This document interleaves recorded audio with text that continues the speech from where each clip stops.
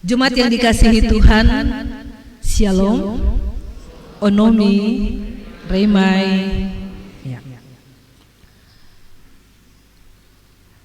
Siapa saya adalah pertanyaan yang paling penting untuk memahami keberadaan diri seseorang. Seperti apa saya sangat ditentukan oleh sesuatu yang dimilikinya, dan sesuatu itu bisa bersifat tetap, sudah ada sejak dulu dan bertahan lama, tapi juga bisa bersifat sementara, sesaat, dan akan hilang dengan sendirinya.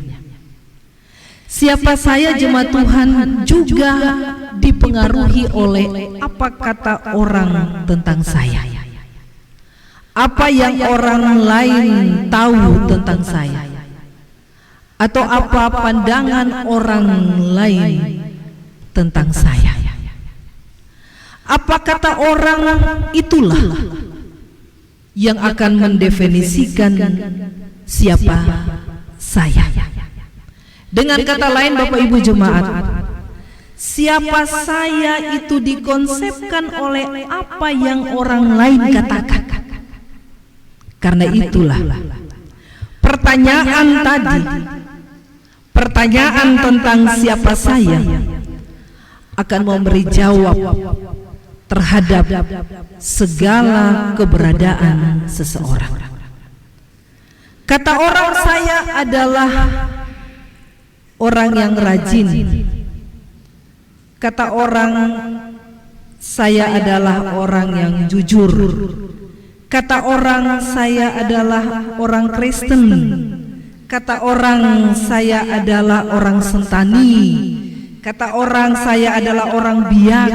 Saya adalah GKI di tanah Papua dan sebagainya. Saya adalah menunjukkan sebuah identitas seseorang dan menjadi penanda yang membedakan seseorang dengan orang yang lain. Identitas ini tidak hanya dibentuk karena bawaan sejak lahir saja. Saya Kristen karena orang tua saya Kristen, gitu ya. Saya orang Sentani karena orang tua saya suku Sentani. Saya orang Ambon karena orang tua saya Ambon. Tapi identitas juga Bapak Ibu jemaat dibentuk dari pengalaman-pengalaman dalam hidup bersama. Pengalaman bersama dengan orang lain juga menentukan konsep diri seseorang. Dengan kata lain, pengalaman bersama dalam relasi dengan orang lain pun bisa melahirkan definisi tentang siapa saya. Mengapa demikian Bapak Ibu? Karena dalam relasi itu ada norma, ada nilai yang turut mempengaruhi, bahkan membentuk diri seseorang.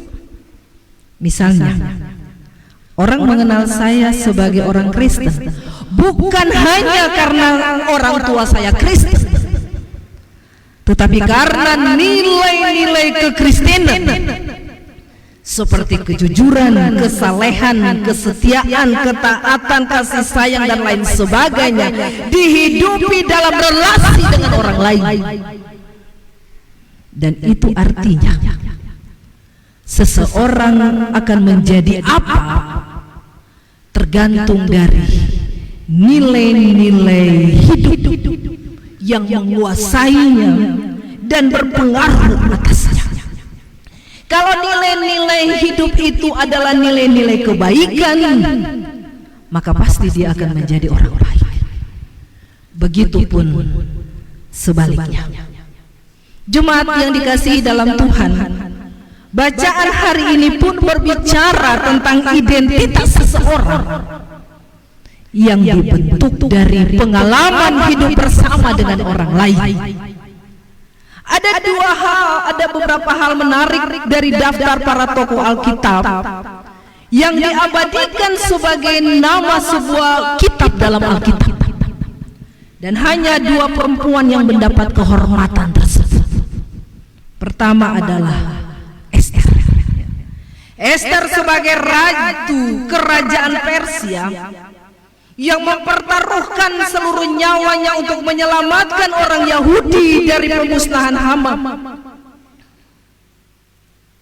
Dan yang kedua adalah Rut, seseorang yang kemudian disebut sebagai nenek dari Raja Daud dan juga tercatat dalam silsilah Yesus. Akan tetapi pertanyaannya adalah, apa yang dibuat oleh Rut sehingga dia pantas mendapat kehormatan dengan memiliki kitab tersendiri? Dia bukan seorang nabiah seperti Deborah misalnya pada zaman hakim-hakim. Dia juga bukan seorang ratu seperti Ester tadi yang berpengaruh di kerajaan Yehuda. Bahkan tidak ada satu catatan perbuatan heroik maupun mujizat yang dilakukan. Dia hanya seorang perempuan biasa. Bahkan dalam narasi cerita tentang Rut adalah seorang perempuan Moab, perempuan yang lahir besar dalam lingkungan yang tidak mengenal Allah.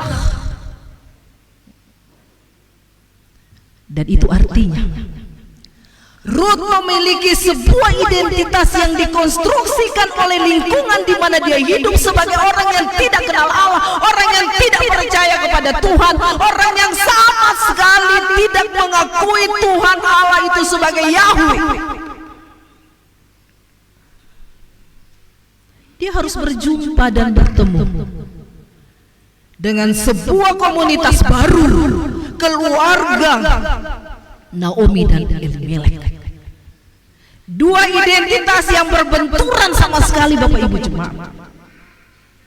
Karena Elimelek dan Naomi adalah orang-orang yang sungguh-sungguh takut Tuhan, orang-orang yang benar-benar percaya kepada Tuhan, dan orang-orang yang sungguh-sungguh membaktikan hidupnya kepada Tuhan. Kalau kita tahu Bapak Ibu yang diberkati Tuhan, Elimelek itu namanya artinya adalah Allahku adalah raja ya. Elimelek itu artinya Allahku adalah raja. Tapi dalam kenyataannya ternyata Elimelek tidak menunjukkan kualitas hidupnya sebagai mana di dalam arti atau makna dari nama yang dikenakan kepadanya. Kenapa dia lari meninggalkan Bethlehem ketika terjadi bencana kelaparan yang dahsyat? Memang cerita Rut ini sangat ironis ya, sangat-sangat tidak masuk akal Bapak Ibu jemaat.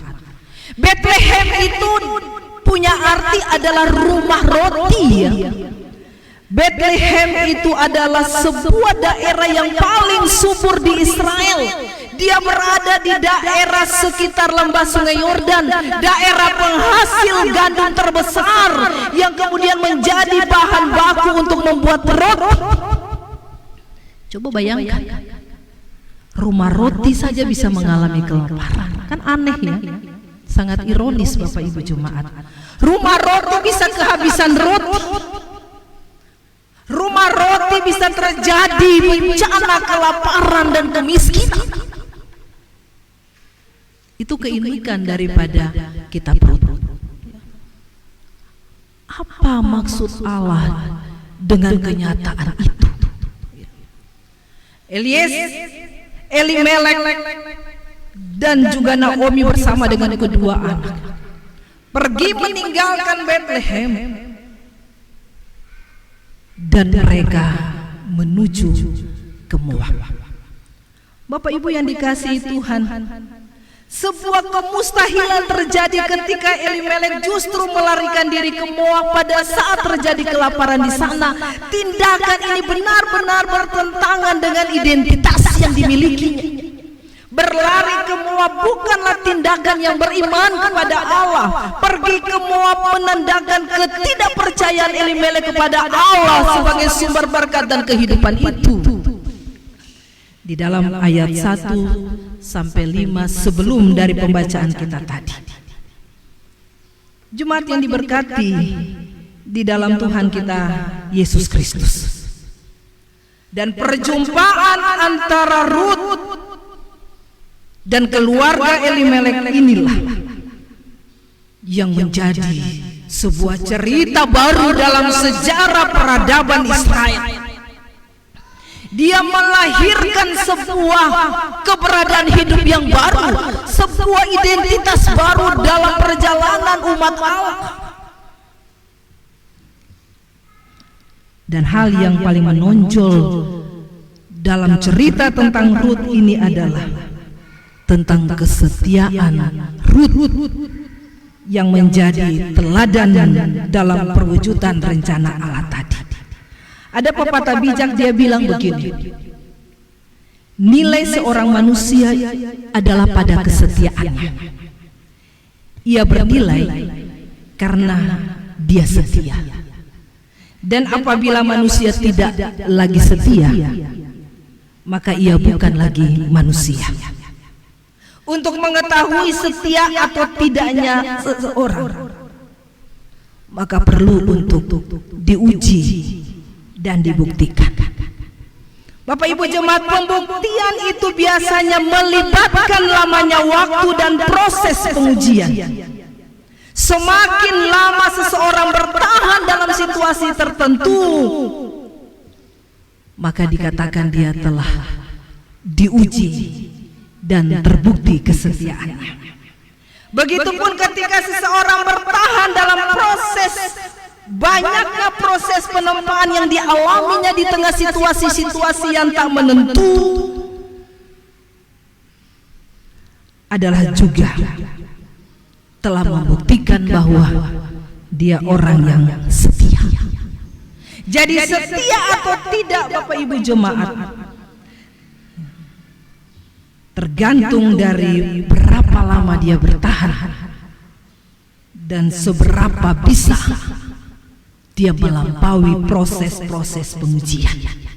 Karena itulah banyak orang katakan kesetiaan itu bukan sekedar omongan, bukan hanya sekedar bicara, bukan hanya sekedar kata-kata, tapi kesetiaan itu harus disertai dengan pembuktian. Karena itu benar jika dikatakan kesetiaan itu datangnya dari hati dan niat dan bukan dari kata-kata. Ini menegaskan Bapak Ibu bahwa tidak cukup kesetiaan itu dinilai dari omongan atau kata-kata saja. Kesetiaan itu adalah komitmen atau sikap untuk terus bersama dalam situasi apapun.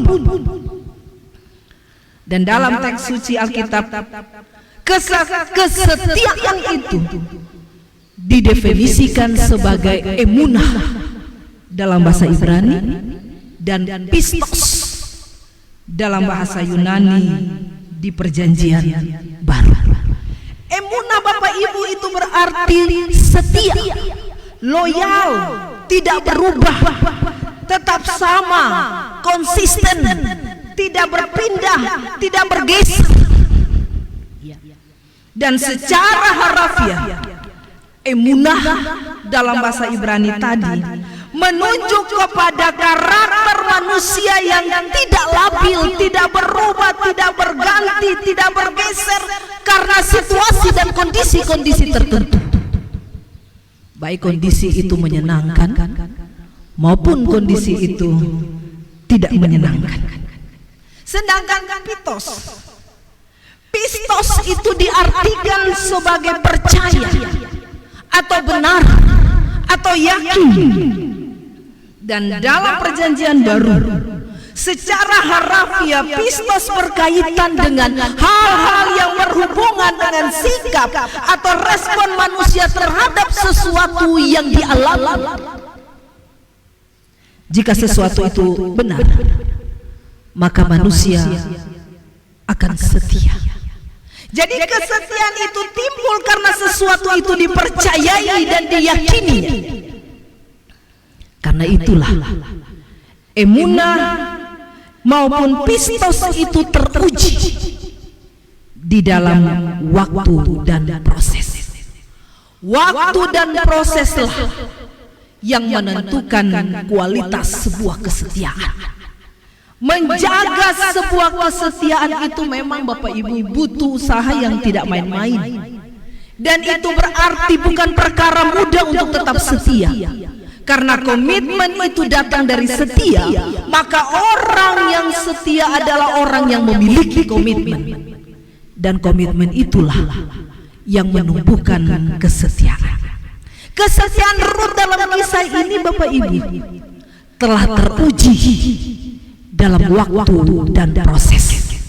Ketika dia menjadi bagian dari keluarga Naomi, tadi sudah disampaikan bahwa memang Rut awalnya bukan orang penting, bahkan dia berasal dari Moab, suatu bangsa yang menjadi musuh Israel.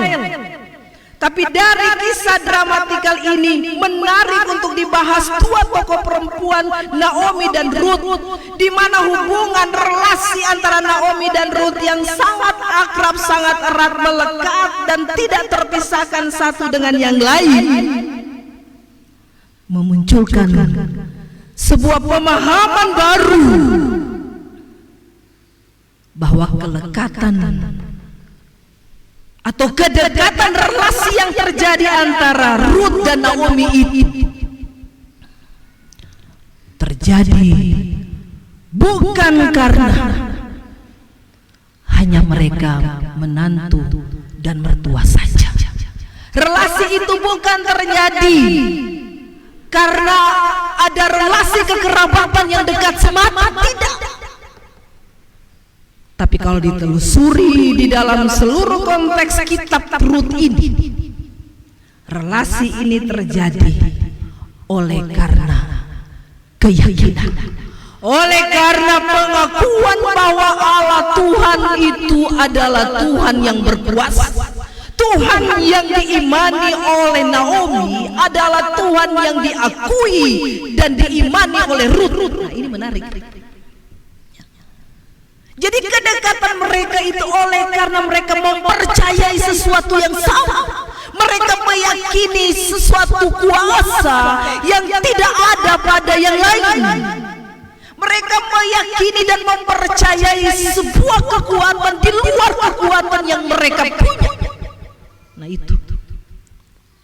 Dan dari situ saya boleh katakan bahwa yang tak terlihat oleh mata, yang tidak bisa dipegang dan diraba secara fisik oleh tangan, yang tidak bisa disentuh dengan indera peraba kita, adalah sesuatu yang sangat kudus, yang sakral, yang ilahi, yang supranatural, yang tidak akan pernah bisa diselami oleh akal pikiran dan rasio manusia. Dan itu adalah Allah. Ya. Naomi tetap bersikeras dan dia tetap pada prinsip dan pendiriannya, sekalipun penderitaan demi penderitaan dialami. Karena itu dia bilang, jangan panggil saya Naomi, panggil Mara. Karena betapa pahitnya perjalanan hidup yang dilalui, betapa sakit dan deritanya pengalaman hidupnya, ditinggalkan oleh suami dan anak-anak. Tapi penderitaan demi penderitaan itu tidak meluluhkan iman dan percayanya kepada Tuhan. Nah, ini yang diteladani oleh Rut. Dan Rut mengakui bahwa Tuhan yang diimani dan dipercayai oleh Naomi adalah benar-benar Tuhan yang hidup. Tuhan yang dipercaya dan diimani oleh Naomi adalah Tuhan yang berkuasa atas segala yang diciptakan. Tuhan yang diimani dan dipercaya oleh Naomi adalah Tuhan yang tidak akan pernah bisa digantikan oleh apapun.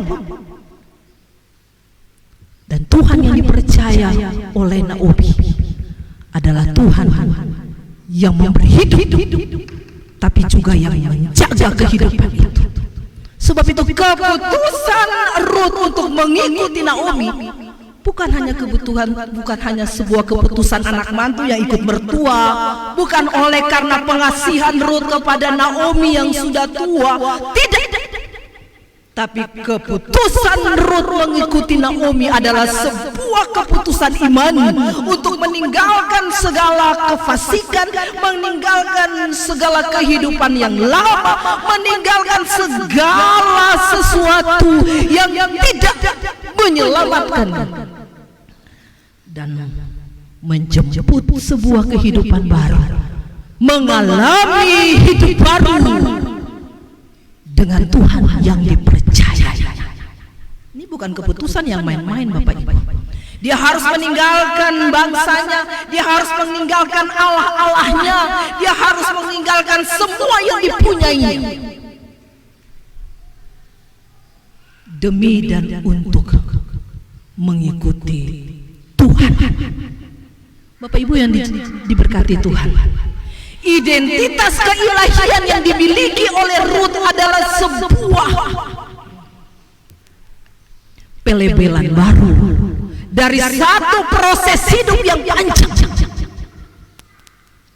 untuk menjadi sekutu Allah, sebagaimana tema yang diberikan oleh Sinode GKI dalam khotbah kita pada pagi hari ini dalam Rut 1 ayat 15 sampai 22 adalah menjadi sekutu Allah.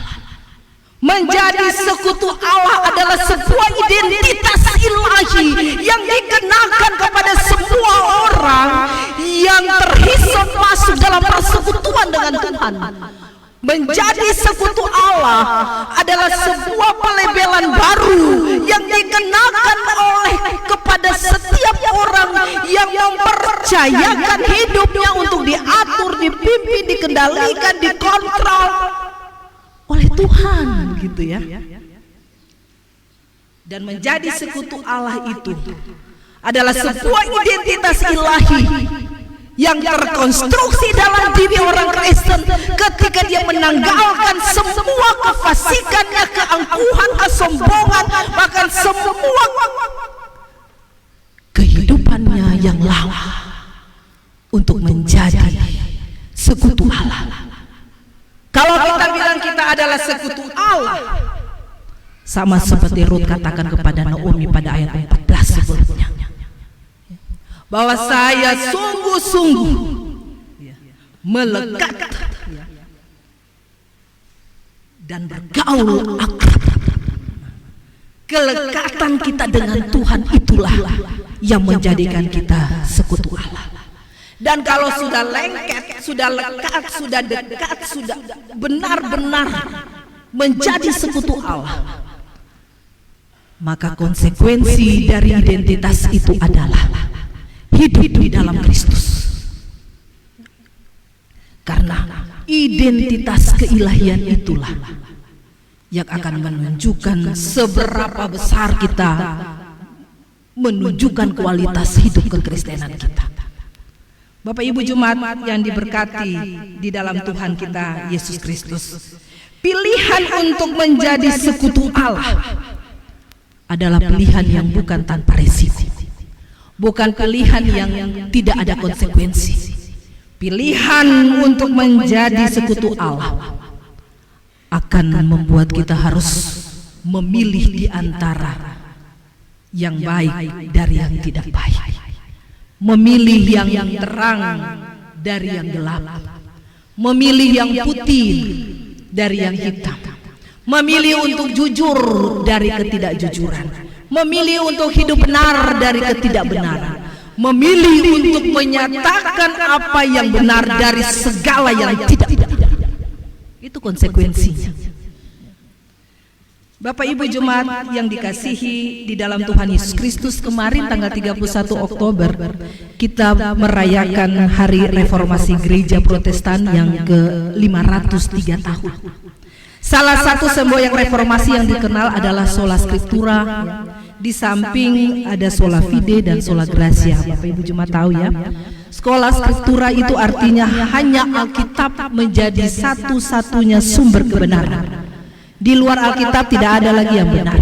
Dan setiap orang harus kembali kepada Allah untuk menyatakan identitas keilahian tadi, bukan kepada manusia dengan segala kekuasaannya.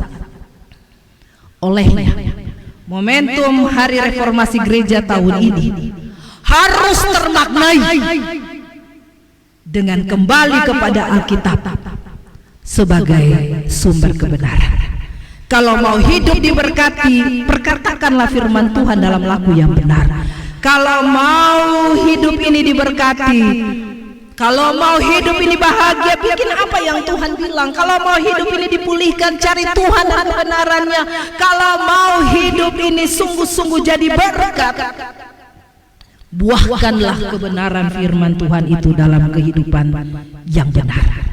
Kesetiaan untuk melakukan firman Tuhan adalah tanda bahwa kehidupan itu dipulihkan. Kehidupan telah direformasi. Reformasi atau pembaharuan hidup, pembaharuan budi, hati, akal itu hanya bisa terjadi jika orang Kristen setia melakukan ketetapan Tuhan. Pembaharuan budi ini adalah buah dari kesetiaan kepada firman Tuhan. Sebagaimana Rut yang telah mengalami transformasi hidup, bahkan budinya, oleh karena dia bersedia hidup untuk Kristus dan kerja untuk Tuhan. Bapak Ibu yang diberkati Tuhan, pandemik saat ini menjadi ruang bagi kita untuk menguji kesetiaannya. Kesetiaan kita ini terukur kala manusia menjaga dan merawat kehidupan. Setia dan taat pada protokol kesehatan itu adalah tindakan iman yang bersumber dari kebenaran demi keselamatan bersama, demi menjaga kehidupan itu sendiri. Menjaga jarak, pakai masker adalah wujud kesetiaan kita untuk menjaga kehidupan itu. Dan orang yang tidak patuh protokol kesehatan bagi saya adalah orang yang tidak setia menjaga kehidupan. Dan ini tanggung jawab bersama, tanggung jawab bersama sebagai orang Kristen. Identitas ilahi itulah yang terus mendorong kita untuk menyatakan segala sesuatu menjadi baik demi menjaga dan merawat kehidupan. Tuhan Yesus memberkati kita dengan firman-Nya. Terpujilah Kristus sekarang dan selama-lamanya. Amin.